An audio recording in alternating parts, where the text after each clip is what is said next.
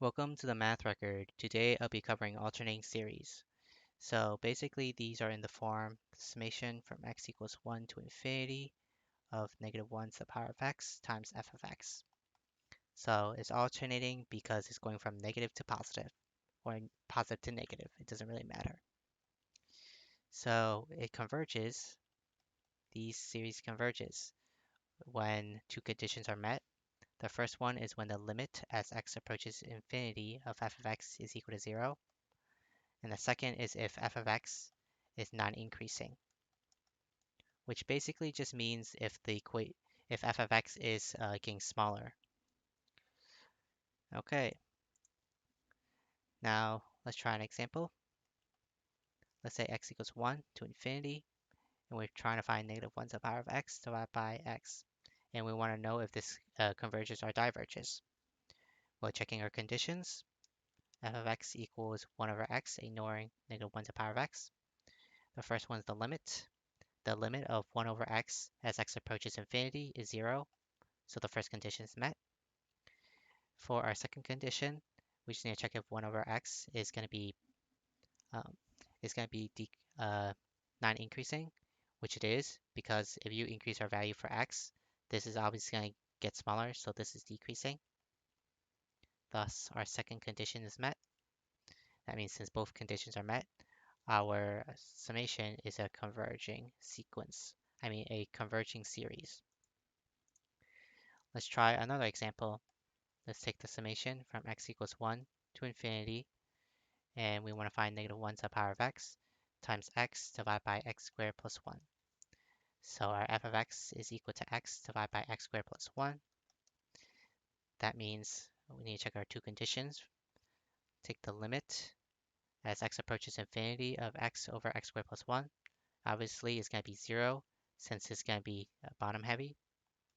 Now, we need to check our second condition. Is f of x not increasing? Well, with the same idea with the limit, it's bottom heavy.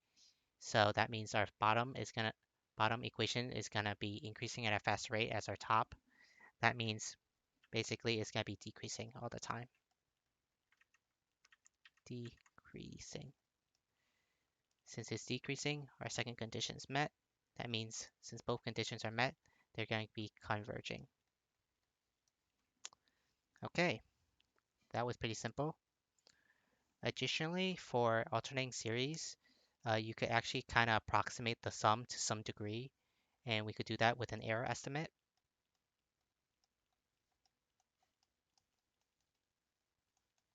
Error estimate. And basically, if you take the sum of the first n terms, the error from that sum that you take is less than the n plus 1 term. And that's basically it. So let's try an example with this. So let's say you want to find the sum of n from 1 to infinity of -2 to the power of x divided by x factorial. And you want to find that sum within an error of 0.01. So 1/100th of error. So we're just going to approximate it within this error. So we need to find that term first. So let's say x equals 1. That'll be the magnitude of -2 to the power of 1, which is -2. 1 factorial is just 1. So magnitude of 2 is just 2. Because we don't care about the sign, we care about how big that error is. So it's 2. Well, that seems really far away, so let's use a number further. So let's say 5. So that'll be -2 to the power of 5 divided by 5 factorial. You could use a calculator and it'll come out as 0.26. That seems even closer. So let's not increase that as much. So let's say x equals 7. So -2 to the power of 7 divided by 7 factorial. Using a calculator, this should come out as 0.03. That seems even closer, but still not within this error.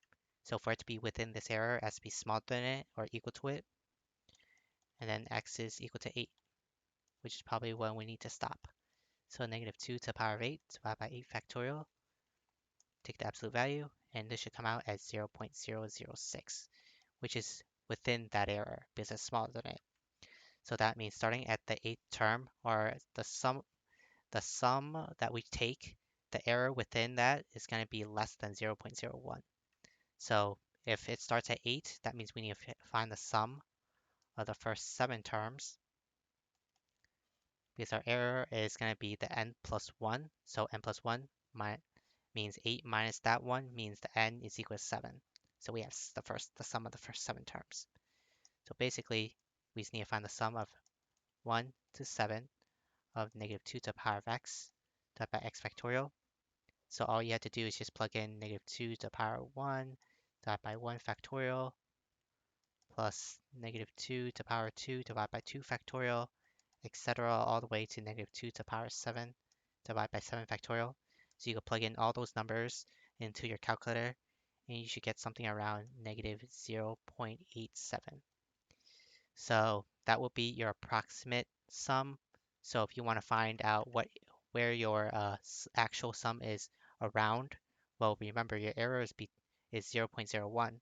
So adding and subtracting 0.01 from here, that means your error is between negative 0.88 and negative 0.86.